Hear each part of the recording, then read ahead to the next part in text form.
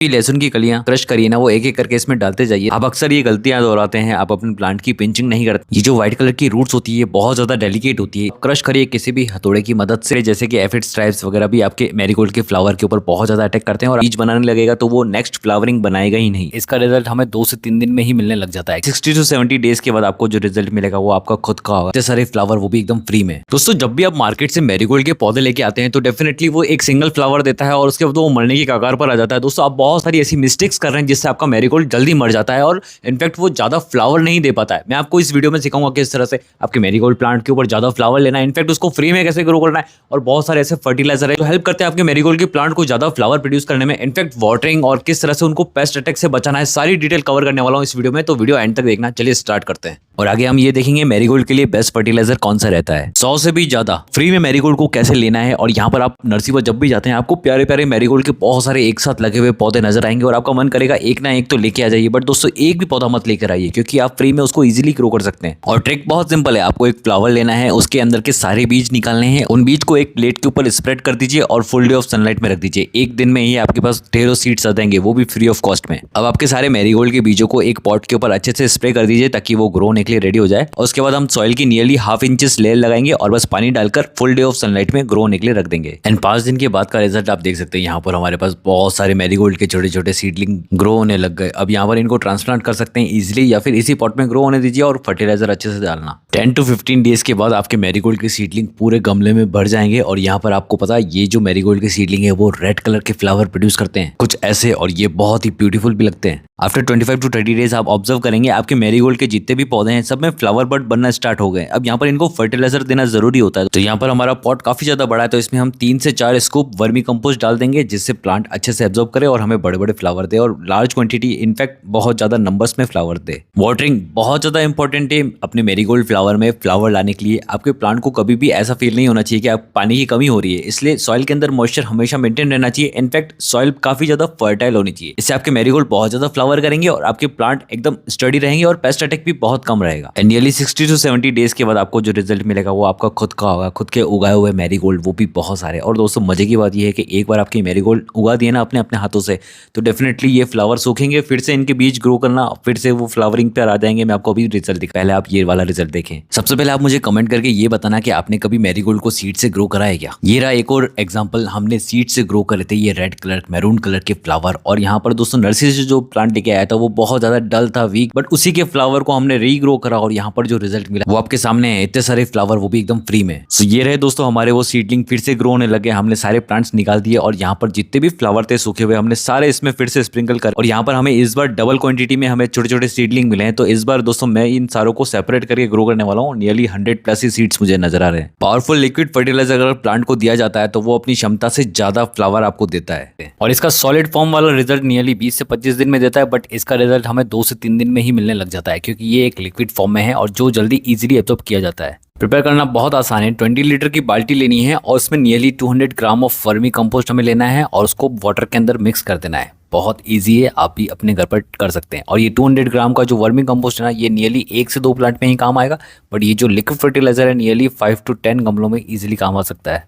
Next day हमारा liquid fertiliser ready है। यहाँ पर हल्का सा इसको मिक्स करिए ताकि सारे न्यूट्रिएंट्स अच्छे से डिसॉल्व हो जाए और बस अपना जो भी बकेट या फिर जो भी बाउल है लीजिए और अपने प्लांट में डालना स्टार्ट कर दीजिए। देखो इसको किसी भी फ्लावरिंग प्लांट में डाल सकते हैं। मैरीगोल्ड के लिए तो ये अमृत के समान है और इसको एवरी 7 to 10 डेज में आप इसको दीजिएगा जिससे मैरीगोल्ड ज्यादा फ्लावर देंगे। आप बताओ मुझे, आपको ह्यूज हार्वेस्टिंग चाहिए या आपके मैरीगोल्ड के पौधों के ऊपर सिर्फ एक ही फ्लावर चाहिए। अगर ह्यूज हार्वेस्टिंग चाहिए कुछ इस तरह की तो आपको डेफिनेटली कुछ काम करने होंगे। ये है नर्सरी सीक्रेट और यहाँ पर आप रिजल्ट देख सकते हैं हमारे प्लांट में कितने ज्यादा फ्लावरिंग है। एक्चुअल में नॉन स्टॉप फ्लावरिंग हो रही है यहाँ पर। और ये है पहला छोटा काम जो आपको करना होगा। यहाँ पर मैरीगोल्ड के टॉप आपको रिमूव करने होंगे जिससे नीचे की तरफ जितनी भी बैक बडिंग स्टार्ट हो जाती है उनके अंदर भी फ्लावरिंग नॉन स्टॉप होने लग जाएगी। ह्यूज हार्वेस्टिंग मिलेगी आपको। मैरीगोल्ड के पौधे का जैसे ही टॉप आप कट करते हैं नीचे की तरफ जितनी भी बैक बडिंग स्टार्ट होती है उन सब में आपको ढेरों कलियां मिलने वाली है। ढेरों कलियों के साथ आपको बड़े बड़े मैरीगोल्ड के फ्लावर मिल जाएंगे। आप अक्सर ये गलतियां दोहराते हैं, आप अपने प्लांट की पिंचिंग नहीं करते हैं और पिंचिंग ना करने की वजह से प्लांट में सिंगल ब्रांच रहती है और यही वो गलती है जिससे आपको कम फ्लावरिंग मिलती है। मिलती है। और आप दूसरी गलती ये करते हैं कि जैसे ही आपका फ्लावर सूखने लगता है आप उसको प्लांट के ऊपर से रिमूव नहीं करते हैं। अगर आप प्लांट के ऊपर से आप फ्लावर को रिमूव नहीं करेंगे तो प्लांट पूरा फोकस करेगा बीज बनाने में, और जैसे ही बीज बनाने लगेगा तो वो नेक्स्ट फ्लावरिंग बनाएगा ही नहीं। इसलिए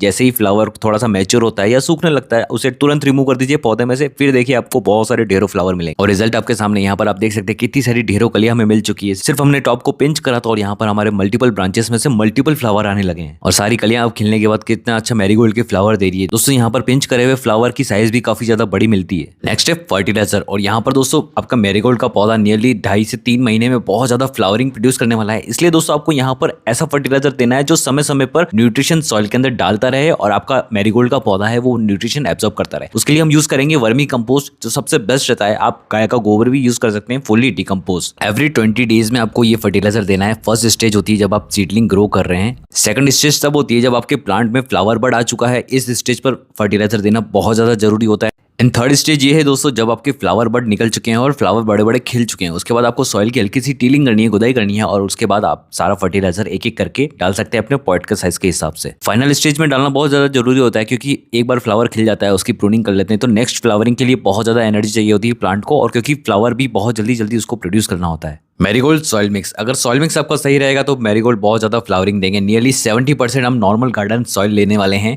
और नियरली 30% के आसपास हम लेंगे वर्मी कंपोस्ट या फिर कोई भी डिकम्पोस्ट कंपोस्ट। ये रहे हमारे कुछ दिनों के मैरीगोल्ड के छोटे छोटे पौधे। चलिए इनको सॉइल मिक्स में लगा देते हैं। सबसे पहले एक टूल की मदद से आप अपने सारे प्लांट्स को बाहर निकालना। 10 से 15 इंच के साइज वाले पॉट में हम नियरली 3 से 5 मैरीगोल्ड की सीडलिंग इजीली लगा सकते हैं और वो अच्छे से ग्रो भी होंगे। और इतना मना करने के बाद भी अगर आप मैरीगोल्ड का पौधा लेकर आए हो तो उसको भी लगाने का सही तरीका देख लो। सबसे पहले आपको पॉलीथीन कट करनी है और जो रूट बॉल होता है वो बिल्कुल भी टूटना नहीं चाहिए, तो पॉलीथीन आहिस्ते से निकालना। ये जो व्हाइट कलर की रूट्स होती है बहुत ज्यादा डेलिकेट होती है, इसलिए मैं रूट बॉल तोड़ने के लिए मना कर रहा हूँ। अब इसको सिंपली एक बड़े से पॉट में या फिर नियरली 8 से 10 इंच वाले साइज वाले पॉट में लगा दीजिए। सॉइल को अच्छे से फैलाने के बाद इसमें वाटर डालिए और बस फुल डे ऑफ सनलाइट में रख लीजिए जिससे आपको मैक्सिमम नंबर ऑफ फ्लावरिंग मिले। नेक्स्ट है हमारा होममेड मैरीगोल्ड पेस्टिसाइड। यहाँ पर दोस्तों सबसे पहले उसमें हम यूज करने वाले हैं नीम ऑयल, और इसके साथ यहाँ पर आप देख सकते हैं मेरे पास बहुत सारे नीम ऑयल है बट इनमें से मैं एक ही यूज करने वाला हूँ। अब हम एक लिक्विड स्प्रे पेस्टिसाइड बनाने वाले हैं, इसलिए यहाँ पर हम नीम ऑयल की कुछ बूंदे यूज करेंगे। बट उससे पहले आप देख लें कि हमने मेन इंग्रेडिएंट्स क्या रहता है जिससे एक भी पेस्ट हमारे प्लांट्स के आसपास भी ना भटके। वो है दोस्तों लहसुन के छिलके। यहाँ पर ये प्राकृतिक कीटनाशक है और ये पर्यावरण के लिए भी बहुत ज्यादा सुरक्षित है। लहसुन के छिलके यूज करने से ये बहुत सारे कीटों को दूर रखता है। सबसे बड़ी बात यह है कि ये सब्जियों और किसी भी पौधों के ऊपर यूज कर सकते हैं। ये एक प्राकृतिक पेस्टिसाइड है जो हमारे पैसे भी बचाएगा और एनवायरमेंट को खराब भी नहीं करेगा। लहसुन की असली ताकत तो उसकी लहसुन की कलियों में है। यहाँ पर दोस्तों इसके अंदर सल्फर काफी ज्यादा मात्रा में होता है अगर कंपेयर करें इसके छिलकों में से। तो इसको दोस्तों आप क्रश करिए किसी भी हथौड़े की मदद से और बस आपका काम हो गया।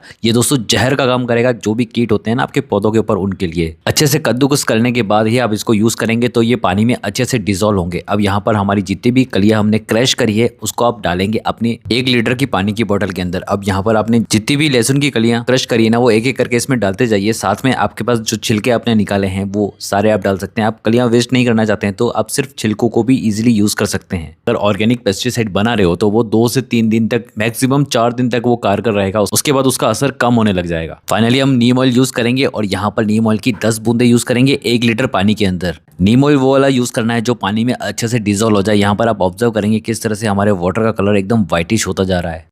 फाइनली हमारा हार्डकोर पेस्टिसाइड रेडी है दोस्तों। चलिए अब प्लांट के ऊपर कैसे यूज करना है वो मैं सिखा देता हूँ। यूज करना इसलिए ज्यादा जरूरी है क्योंकि यहाँ पर आप देख रहे हैं ना किस तरह से ग्रास ऑफर आपके सारे फ्लावर की पत्तियों को खा जाते हैं और आपके फूलों को एकदम खराब कर देते हैं। इनफैक्ट छोटे छोटे कीड़े जैसे कि एफिड स्ट्राइप्स वगैरह भी आपके मैरीगोल्ड के फ्लावर के ऊपर बहुत ज्यादा अटैक करते हैं और आपके प्लांट को वीक बना देते हैं। तो बहुत जरूरी होता है एक पेस्टिसाइड का यूज करना। देखो मैनुअली हम कोशिश भी कर लेना तो भी इनको हटा के कुछ कर नहीं सकते क्योंकि इनके पास होते हैं पंख। ये फिर से उड़ के वापस आपके प्लांट के ऊपर आ जाएंगे। तो बेटर होता है आप लीजिए एक स्प्रे गन, अपने पूरे प्लांट के ऊपर अच्छे से पेस्टिसाइड या फिर आपका होममेड पेस्टिसाइड स्प्रे कर दीजिए। इससे आपके मैरीगोल्ड के प्लांट इजीली सुरक्षित हो जाएंगे और फर्दर कोई पेस्ट अटैक नहीं होगा जिससे आपको मल्टीपल फ्लावर मिलेंगे। अब यहाँ पर दोस्तों ये जो आपने पेस्टिसाइड बनाया ना इसको आप किसी भी वेजिटेबल्स के ऊपर भी यूज कर सकते हैं। ये देखो हमारा ब्रोकली का प्लांट है और इस पर बहुत सारे एफिड्स का अटैक हो चुका है तो हम यहाँ पर कुछ स्प्रे कर रहे हैं जिससे हमें थोड़ा सा निरात मिल जाए और हमारा प्लांट हेल्दी ग्रो हो। इनफैक्ट ये जो पेस्टिसाइड हमने बनाया ये टोमेटो प्लांट के ऊपर भी बहुत अच्छे से काम करेगा। जितने भी एफिड स्ट्राइप्स इसके ऊपर अटैक कर रहे हैं ना वो इजीली भाग जाएंगे क्योंकि हमारा जो सल्फर होता है जो लहसुन के अंदर प्रेजेंट होता है वो बहुत ज्यादा स्मेल मारता है और कीड़ों को बिल्कुल भी पसंद नहीं आता है ये।